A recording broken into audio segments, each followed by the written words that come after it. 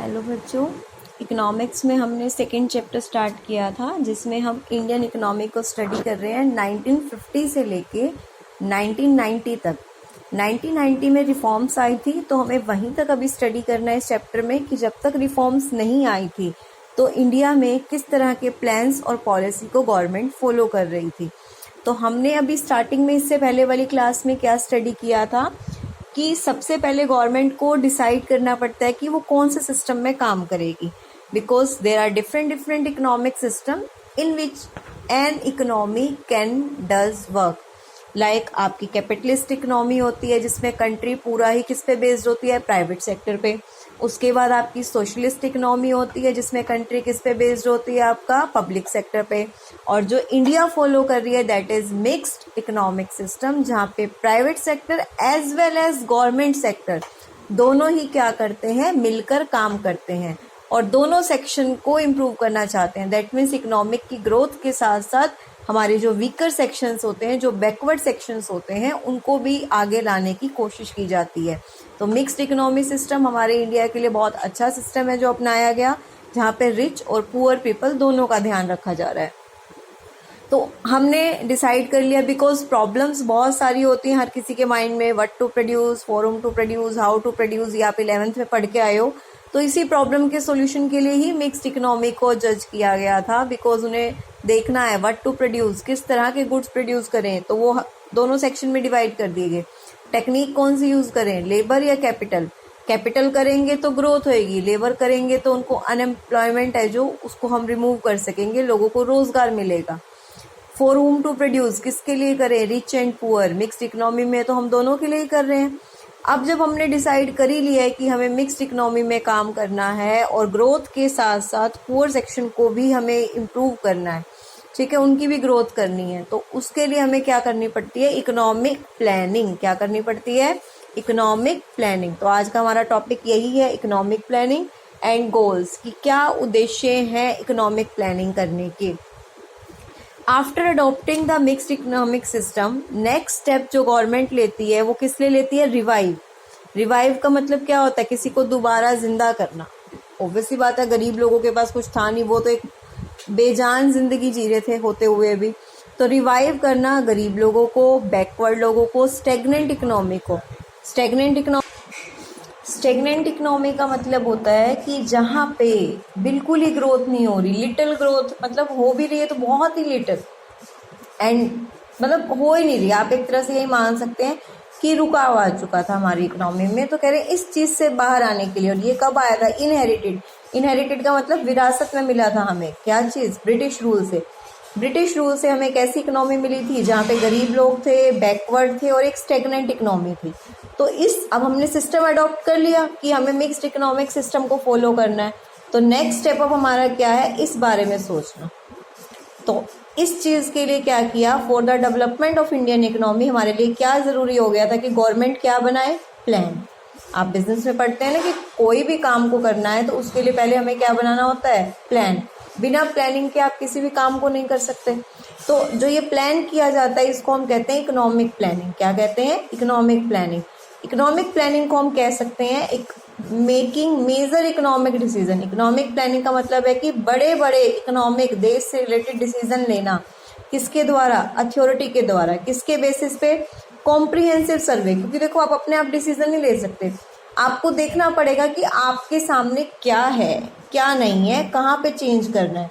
That means आपको पहले situation का पता तो होना चाहिए, और सिचुएशन का पता कैसे चलेगा, जब आप एक सर्वे करेंगे of the economy as a whole. फिर उन्होंने कहा to make economic planning effective. Economic planning को इफेक्टिव बनाने के लिए कि काम अच्छे से हो जाए, तो गवर्नमेंट ने एक स्पेशली डिपार्टमेंट ही क्रिएट कर दिया, प्लानिंग कमीशन की स्थापना की। कब करी थी, याद रखना 1950 में की थी, और उसके चेयरमैन कौन थे, प्राइम मिनिस्टर। प्लानिंग जो की गई थी किस लिए अचीव करने के लिए की जाती है, जो हमने प्लान किया, यानी कि प्री डिटरमाइंड गोल। हमने कहा ना कि कुछ प्लान करना और फिर उसको काम में लाना। तो जो हमने सोचा है उसको एक पर्टिकुलर टाइम पीरियड में पूरा करने के लिए प्लानिंग की जाती है। इन इंडिया प्लान्स, ध्यान रखना, 5 ईयर्स के होते हैं, इसलिए इनको 5 ईयर प्लान्स कहा जाता है। अब हम इसमें पढ़ेंगे goals of the 5 year plan, मतलब इनका उद्देश्य क्या है। इन्होंने कहा the 5 year plans have also taken care to ensure that, क्या देखना है उनको कि वीकर सेक्शन है जो हमारा वो बेनिफिट हो रहा है इकोनॉमिक ग्रोथ से या नहीं हो रहा। ठीक है, एक तो ये ऑब्जेक्टिव है। एक बात ये ध्यान रखना, 5 ईयर प्लान कब लॉन्च हुआ था? 1 अप्रैल 1951 और इसकी एंडिंग थी 5 साल के बाद 31 मार्च 1956। तो अब देखिए मेन जो 5 हमारे लॉन्ग टर्म प्लान्स हैं जो आए थे, मतलब गोल्स हैं जो हम मान के चले थे कि प्लान अगर हम बना रहे हैं तो इन उद्देश्यों को ध्यान में रखते हुए बना रहे हैं। सबसे पहला उद्देश्य हमारा था ग्रोथ। कह रहे जो स्टेगनेंट हमें मिली थी विरासत में ब्रिटिश से, तो अब प्लैनेट्स को फोर्स किया जा रहा था, यानी कि उनका माइंड खुद ही फोर्स हो रहा था कि हमें इकोनॉमिक ग्रोथ को सबसे पहले करना ही करना है और हमारा सबसे मेन उद्देश्य क्या है? ग्रोथ करना, क्योंकि हमारी इकोनॉमी स्टेगनेंट हो चुकी थी, कहीं नहीं ग्रोथ कर रही थी।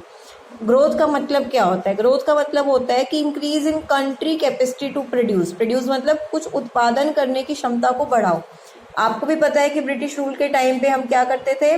सिर्फ एग्रीकल्चर करते थे, कमर्शियलाइजेशन कैश क्रॉप्स का, ठीक है, इंडिगो की खेती वगैरह कर ली, मतलब इंडस्ट्रियल सेक्टर तो बिल्कुल ही वो था हमारा। तो कह रहे ग्रोथ का मतलब है कि आप कंट्री की कैपेसिटी को इंक्रीज करो प्रोड्यूस करने की, जो भी आउटपुट बनाने चाह रहे हैं आप कंट्री में।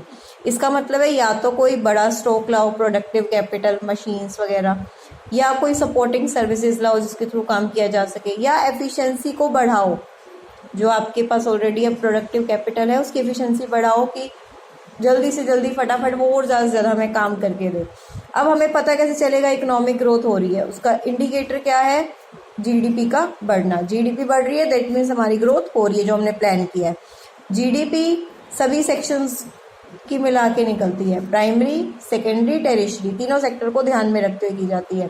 तो फोरमोस्ट प्लान हमारा क्या हुआ? ग्रोथ करना। कहाँ से ग्रो करना? स्टेगनेंट इकोनॉमी से आगे निकलना, ठीक है। और कैसे निकलेंगे? कि हम जब आउटपुट को खुद की कंट्री में ही प्रोड्यूस करेंगे, प्रोडक्टिव कैपिटल लेके आएंगे, एफिशिएंसी बढ़ाएंगे उनकी। नेक्स्ट है मॉडर्नाइजेशन। मॉडर्नाइजेशन का मतलब नई सोच और नई टेक्नोलॉजी। नई टेक्नोलॉजी का मतलब क्या है आपका? नई नई टेक्नोलॉजी आएगी तो ऑब्वियस सी बात है कि प्रोडक्शन बढ़ेगी, और सोच भी बदलनी है। सिर्फ और सिर्फ काम मेल नहीं कर सकते, फीमेल भी कर सकती है। तो कह रहे हैं अगर जेंडर एम्पावरमेंट किया जाए, वुमेन एम्पावरमेंट किया जाए, क्यों ना हम वुमेन को भी आगे करें सोसाइटी में काम करने से। अगर वुमेन आगे आके काम करेगी तो उसका टैलेंट भी हमारे काम आएगा, ठीक है। तो वुमेन एम्पावरमेंट भी एक हमारा गोल था। और आपने देखा होगा हमारे देश में आज के टाइम पे लड़कियां कहाँ कहाँ जा चुकी हैं, ठीक है। आप देख रहे हैं मून तक गई हैं लड़कियां, तो ये वुमेन एम्पावरमेंट का ही रिजल्ट था। सेल्फ रिलायंस मतलब सेल्फ सफिशिएंसी, खुद पे ही सफिशिएंट रहना, दूसरों पे निर्भर मत होना। ऐसा क्यों किया गया था? इसके 2 रीज़न है।